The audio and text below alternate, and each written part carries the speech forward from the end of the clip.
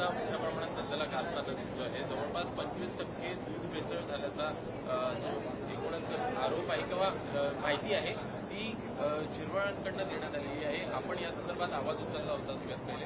काय नेमकी आज एक धक्कादायक माहिती या सभागृहाला अन्न औषध प्रशासन मंत्री म्हणजे एफडीए मिनिस्टर झिरवळ साहेबांनी ही दिलेली आहे. आणि याआधी सुद्धा आयुक्त तुकाराम मुंडे म्हणाले होते की साधारण दुधामध्ये 25-30% भेसळ आहे. आणि आज मंत्री महोदयांनी सभागृहाला अवगत केलेलं आहे. दुर्दैवाने त्यांनी कोणतेही फॅक्ट्स आणि फिगर्स ठेवले नाही. त्यांनी जर पटलावरती काही कागदपत्र ठेवले असते तर आमचा विश्वास बसला असता. पण आज जे काही स्टेटमेंट केलं गेलेलं आहे या स्टेटमेंटनुसार महाराष्ट्रामध्ये 20 ते 25% दूध संकलनामध्ये घट झालेली आहे. मी आदरणीय मुख्यमंत्र्यांना सुद्धा आज निवेदन देणार आहे की जर अशी घट झाली असेल तर तात्काळ ज्या ज्या संस्थेमध्ये दुधाची घट झालेली आहे, दुधाच्या संकलनामध्ये घट झालेली आहे, अशांवरती तात्काळ हे फौजदारी कारवाई झाली पाहिजे. कारण इतके वर्ष आम्हाला भेसळयुक्त दूध पाजलं जात होतं. पण जर याच्यामध्ये फॅक्ट्स नसतील तर याचा खुलासा स्वतः मंत्री महोदय आणि आयुक्तांनी पुढे येऊन करणं गरजेचं आहे. कारण आज सर्वसामान्य जनता ही भयभीत झालेली असणार आहे. कारण 25% हा आकडा खूप मोठा झाला. म्हणजे आम्ही रोज जे काही दूध घेतो त्या दुधामधले म्हणजे 1 लिटर मधलं पावशर दूध हे भेसळयुक्त आहे असं जर आज सभागृहामध्ये म्हणलं जात असेल तर हे खूप गांभीर्यपूर्वक केलेलं स्टेटमेंट आहे. पण या स्टेटमेंटला कोणतंही बॅकिंग नाहीये. तर बॅकिंग नसल्यामुळे एकतर जर यात वस्तुस्थिती असेल तर आमच्या ग्राहकांवरती जो काही अन्याय होतोय या अन्यायाला कुठेतरी वाचा आज फुटलेली आहे. त्यांना तात्काळ न्याय मिळाला पाहिजे. जर यात वस्तुस्थिती नसेल, कारण आज कोणतेही फॅक्ट्स फिगर्स पेपर्स कोणतेही आज पटलावरती आलेले नाहीयेत, जर ह्यात वस्तुस्थिती नसेल तर स्वतः खुद्द मंत्र्यांनी आयुक्तांनी जनतेची येऊन माफी मागितली पाहिजे, आमच्या शेतकऱ्यांची येऊन माफी मागितली पाहिजे. कारण आता उद्या कोणताही ग्राहक ज्यावेळेस दूध घ्यायला जाईल तो 10 वेळेस विचार करणार आहे की दूध घेतलं पाहिजे की नाही. त्यामुळे माझी एक विनंती आहे की याला कुठेतरी एक एव्हिडन्स जोडणं गरजेचं आहे. एक तर बाप दाखवा नाही तर श्राद्ध घाला. जर खरंच दूध कमी झालं असेल तर सगळ्यांवरती कारवाई करा. जर दूध कमी झालं नसेल तर जीवन जनतेची जी दिशाभूल झालेली आहे आमची सगळ्यांची तुम्ही येऊन पुढे माफी मागितली पाहिजे.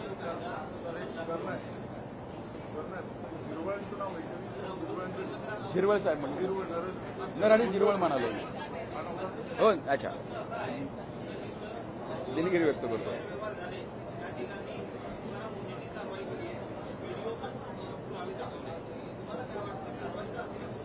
नाही, कारवाईमध्ये वस्तुस्थिती असणार आहे हे मी वेळोवेळी सुद्धा मान्य केलेलं आहे. 2-5% दुधामध्ये ही भेसळ होते. पण 25% हा आकडा अतिशय म्हणजे मलाही शॉकिंग आकडा आहे. जर ही वस्तुस्थिती असेल तर तात्काळ मंत्री महोदयांनी आणि आयुक्तांनी संबंधित आस्थापनांवरती कारवाई केली पाहिजे. जनतेला हे वस्तुस्थिती दिसली पाहिजे. आकडे पुढे आले पाहिजे. संकलनाचे आकडे जे इतर डिपार्टमेंट्सकडनं येतात, पशुसंवर्धन खात्याकडे जे संकलनाचे आकडे असतील, दुग्ध व्यवसायाकडे जे आकडे असतील, हे आकडे तात्काळ समाजापर्यंत येणं गरजेचं आहे, जनतेपर्यंत येणं गरजेचं आहे.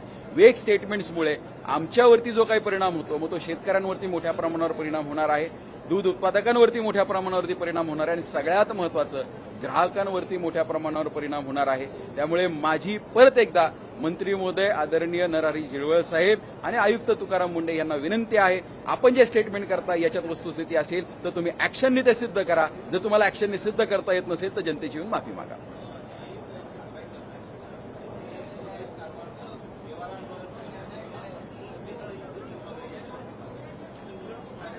शंभर टक्के फायदा आहे. माझं म्हणणं एकदम स्पष्ट आहे की जर ह्या कारवाया वस्तुस्थिती आहे, जसं कालची मनसरची कारवाई झाली, मनसरमध्ये किती सापडले 1.25 लाख लिटरचं आपण बोलतोय आणि 25% राज्यामध्ये घट होणं म्हणजे काही कोटी लिटर म्हणजे आजचं राज्याचं संकलन एकट्या अहिल्यानगर जिल्ह्यामध्ये 48 लाख लिटर हे रोजचं दुधाचं संकलन होत आहे. मग तुम्ही विचार करा अहिल्यानगरमध्ये एवढा आहे तर संपूर्ण राज्यामध्ये किती दूध असणार आहे. जर इतक्या मोठ्या प्रमाणावर दुधाची घट झाली असेल तर या प्रत्येक आस्थापनेवरती गुन्हा दाखल झाला पाहिजे. म्हणजे नुसतं शीतावरनं भाताची परीक्षा जेवणाच्या बाबतीत होऊ शकते. आमच्या आरोग्याच्या बाबतीमध्ये शीतावरनं आम्ही परीक्षा करायला तयार नाही.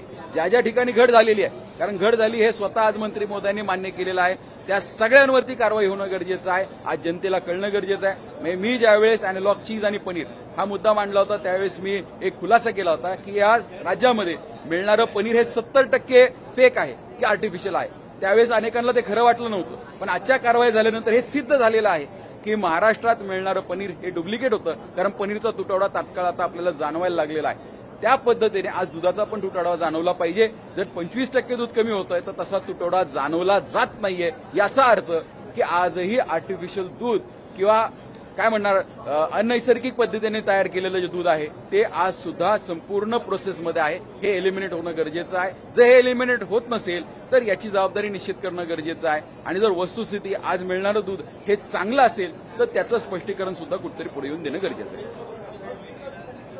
नाही, मी आज स्वतः कारण आत्ताच खुलासा केला काही वेळापूर्वी या संदर्भातली मी त्यांना माहिती सुद्धा मागणार आहे. जर माहिती देता येत नसेल तर त्यांना कारवाईने त्यांना ह्या सगळ्या गोष्टी सिद्ध केल्या पाहिजे. दोन गोष्टी असतात, सभागृहामध्ये ज्यावेळेस आम्ही सदस्य बोलतो, मंत्री बोलतो, त्यावेळेस बोललेलं प्रत्येक वाक्य हे खरं समजून पुढे कामकाज करायचं असतं. आणि आज स्वतः मंत्र्यांनी उत्तर दिलेलं आहे आणि ज्यावेळेस मंत्री उत्तर देतात त्यांच्याकडे काहीतरी माहिती असली पाहिजे. त्यांनी बोलताना जर तुम्ही स्टेटमेंट काढून पाहिलं तर त्यांनी सांगितलं माझ्याकडे कोणतीही माहिती नाही, पण जी ढोबळ माझ्याकडे माहिती आहे, आता मला सभागृहाला द्यायला कोणती माहिती नाही, पण ढोबळ माहितीनुसार 20 ते 25% हा आकडा अतिशय मोठा आहे. म्हणजे आपण जे दूध पितोय त्यातलं प्रत्येक लिटरमधलं पावशर लिटर दूध हे भेसळयुक्त आहे, हे मंत्र्यांचं म्हणणं आहे. याला कुठेतरी प्रूफने सिद्ध केलं पाहिजे. जर आपल्याला पुरावे देता येत नसतील तर कृपया करून कारवाया दाखवा. 1.25 लाख लिटरची कारवाई आम्हाला मान्य नाही. काही कोटी लिटरची कारवाई जर झाली तर आम्ही मान्य करू की 25% दूध हे कमी झालेलं आहे. लोकशाही मराठी ऐका, पहा, जागरूक रहा.